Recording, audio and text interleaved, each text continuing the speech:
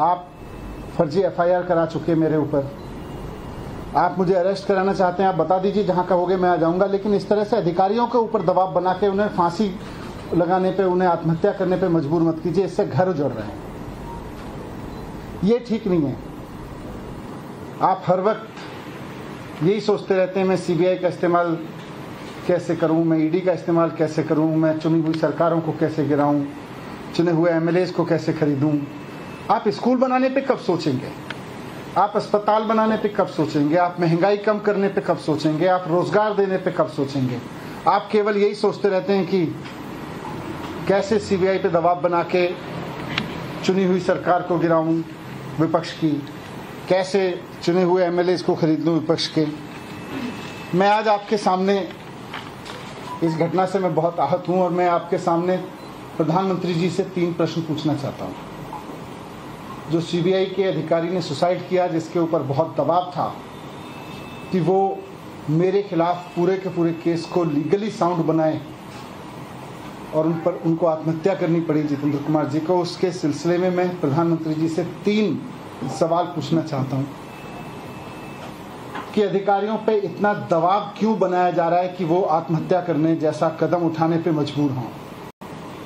आप अपने राजनीतिक विरोधियों को कुचलने के लिए अपनी ही सरकार के अधिकारियों को और कितना टॉर्चर करोगे। दूसरा सवाल है मेरा कि क्या अब भारत की केंद्र सरकार का काम केवल ऑपरेशन लोटस चलाना रह गया है। जिस तरह से राज्यपालों से, उपराज्यपालों से दबाव डाल के उनसे उल्टे सीधे काम कराए जा रहे हैं, जिस तरह से सीबीआई पे दबाव डाल के, ईडी पे दबाव डाल के उल्टे सीधे काम कराए जा रहे हैं, तो क्या अब केंद्र सरकार का काम केवल ऑपरेशन लोटस चलाना रह गया है। ये मेरा दूसरा सवाल है प्रधानमंत्री जी से।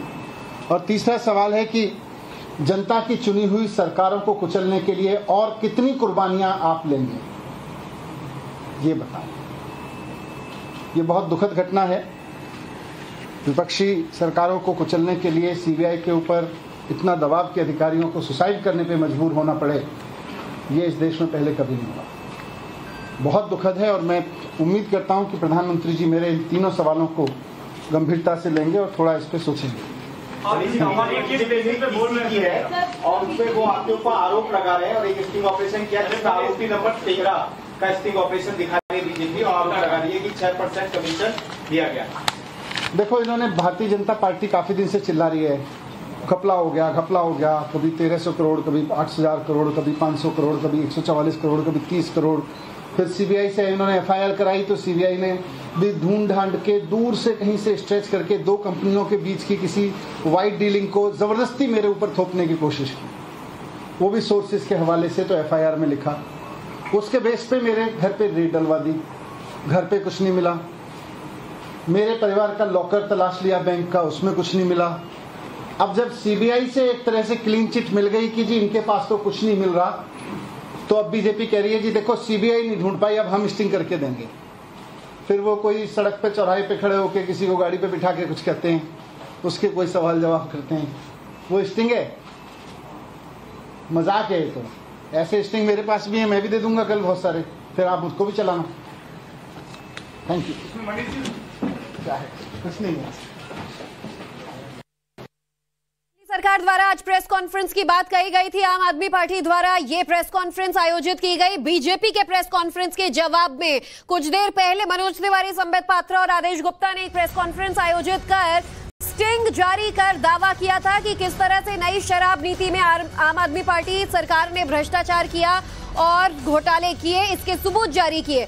जवाब देते हुए मनीष सिसोदिया का ये प्रेस कॉन्फ्रेंस आपने सुना कि किस तरह से बीजेपी जो है वो जानबूझकर आम आदमी पार्टी सरकार पर, मनीष सिसोदिया पर ढूंढ कर मामले लाकर आरोप लगा रहे हैं, लेकिन मैं निर्दोष हूं, बेगुनाह हूं और सीबीआई अधिकारियों पर दबाव डाला जा रहा है कि हमारे खिलाफ काम किए जाएं। ऐसे में 3 बड़े सवाल प्रधानमंत्री नरेंद्र मोदी पर मनीष सिसोदिया ने अपनी प्रेस कॉन्फ्रेंस में आज दागे हैं कि बीजेपी की सरकार, केंद्र की सरकार क्यों अधिकारियों पर दबाव डाल रही है, जिसकी वजह से उन्हें सुसाइड करने के लिए मजबूर होना पड़ रहा है। क्या बीजेपी का ये ऑपरेशन लोटस है जिसके तहत तमाम अधिकारियों को, राज्यपालों को, उपराज्यपालों पर दबाव बनाया जा रहा है और कितनी जाने विपक्षी सरकारों को हटाने के लिए बीजेपी सरकार लेगी? तमाम सवाल जो उन्होंने आज प्रधानमंत्री नरेंद्र मोदी से दागे। मनीष सिसोदिया ये कहते हुए कि आज मैं आहत हूं बीजेपी के आरोपों से, हमारे पास भी ऐसे बहुत सारे स्टिंग हैं, हम भी इन्हें जारी कर देंगे। ये तमाम स्टिंग जो है उन्हें बेबुनियाद ठहराते हुए प्रेस कॉन्फ्रेंस से चले गए मनीष सिसोदिया। तो आम आदमी पार्टी द्वारा प्रेस कॉन्फ्रेंस का आयोजन किया गया था और कुछ देर पहले ही बीजेपी ने जो आरोप लगाए शराब घोटाले से जुड़े हुए, इस पर मनीष सिसोदिया ने आज अपना पक्ष रखा और कहा कि जानबूझकर ऑपरेशन लोटस के तहत बीजेपी की साजिश है और हमारे खिलाफ ये आरोप लगाए जा रहे हैं, लेकिन ना मेरे घर से बीजेपी को कुछ बरामद हुआ है, ना हमारी सरकार से इन्हें कुछ बरामद होगा। बीजेपी के आरोप गलत हैं, बीजेपी का स्टिंग ऑपरेशन नहीं मजाक है, ये कहना है मनीष सिसोदिया का। तो बीजेपी के स्टिंग ऑपरेशन पर मनीष सिसोदिया का जवाब आपने सुना कि बीजेपी के जो भी आरोप हैं वो गलत हैं। मनीष सिसोदिया ने तो ये भी कह दिया कि ये स्टिंग ऑपरेशन नहीं, ये तो एक मजाक था, किसी को भी सड़क पर खड़ा करके आप कुछ भी बुलवा लें, इस स्टिंग ऑपरेशन कैसे माना जा सकता है। बीजेपी के स्टिंग ऑपरेशन पर मनीष सिसोदिया का ये जवाब। इससे पहले बीजेपी की प्रेस कॉन्फ्रेंस में संबित पात्रा ने दरअसल क्या आरोप लगाया, चलिए ये भी आपको एक बार सुनवा देते हैं। 20 पैसे का मान लो, जो मर्जी करो, सानू फिक्स्ड पैसे दे दो, सरकार का रोल खत्म, जो मर्जी करो, हमें पता नहीं, चोरी करो, जो करना है करो। आपने सुना मारवा साहब को। सबसे बड़ी बात, वहां कोई व्यक्ति था, तीसरा व्यक्ति, जिसने पूछा क्या ये पैसे जो है ये सरकारी खाते में जा रहे थे? ना, ये सरकारी खाते में नहीं जा रहे थे, तो ये कोई लाइसेंस फीस इत्यादि नहीं थे। एक एक व्यक्ति से पहले मालूम पड़ा कि 60 करोड़, जैसे इनसे मारवा साहब से 60 करोड़ रुपए लिया होगा अपने व्यक्तिगत कमीशन के लिए। तो मारवा साहब कहते हैं कुछ लोगों से तो 150 करोड़ ले लिया है, और ये जो है ये सरकारी खाते में नहीं जा रहे थे, मतलब ये मनीष सिसोदिया के खाते में जा रहे थे, जिसको हम तब से मोटा माल कह रहे थे। मोटा माल 60 करोड़ का किसी से, मोटा माल 150 करोड़ का किसी से। आप सोच के देखिए किस कदर लूट और घपला दलाली मची हुई थी। ब्लैक लिस्टेड कंपनी को आपने आखिरकार टेंडर क्यों दिया? एक्साइज विभाग में कंप्लेंट किया गया था 2021 में कि एनरिच कंपनी और ये जो इंडो स्पिरिट कंपनी है, इनके रिटेलर्स भी हैं, खाओ गली इत्यादि, ये ब्लैक लिस्टेड हैं, इनको आप मत दीजिए टेंडर। कंप्लेंट के बावजूद मनीष सिसोदिया जी ने टेंडर दिया, क्योंकि मोटा माल मिल रहा था।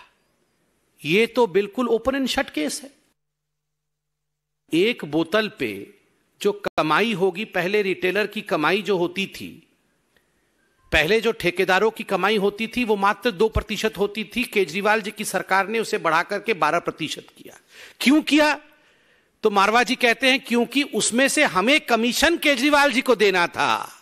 हमें कमीशन जो है 6% का मनीष सिसोदिया को देना था, और परेशानी यह थी कि यह जो कमीशन है इसको हम ब्लैक में कैसे दें, इतनी मोटी रकम को हम ब्लैक में कैसे कन्वर्ट करें।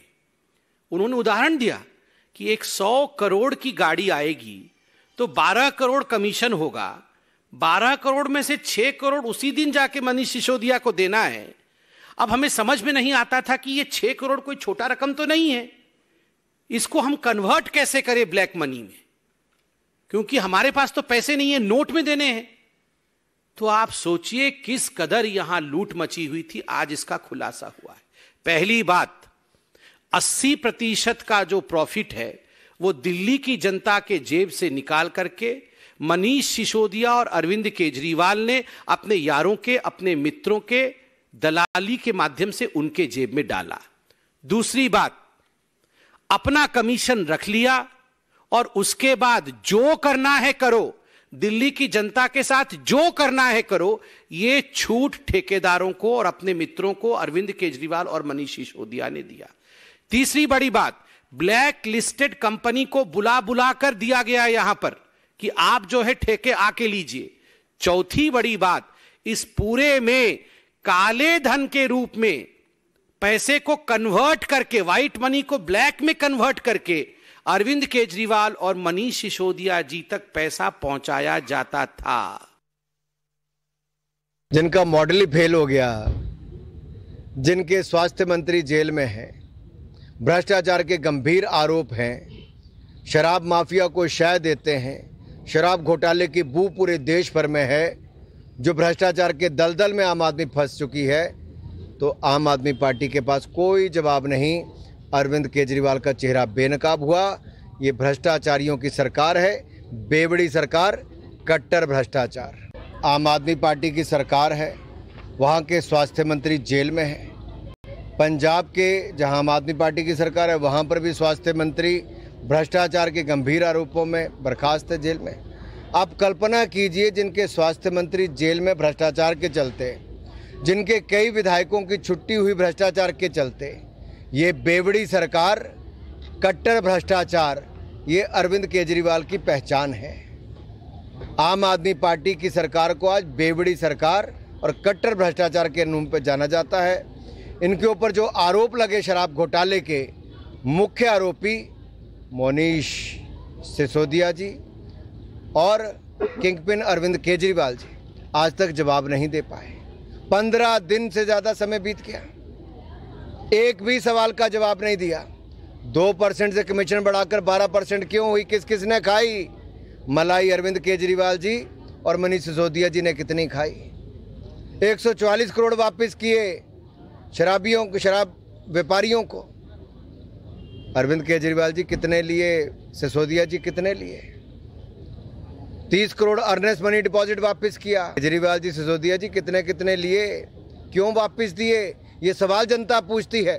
महिलाएं विरोध करती थी ठेका खोलने का, युवा विरोध करते थे, आपने क्यों वहां पर ठेके खोले?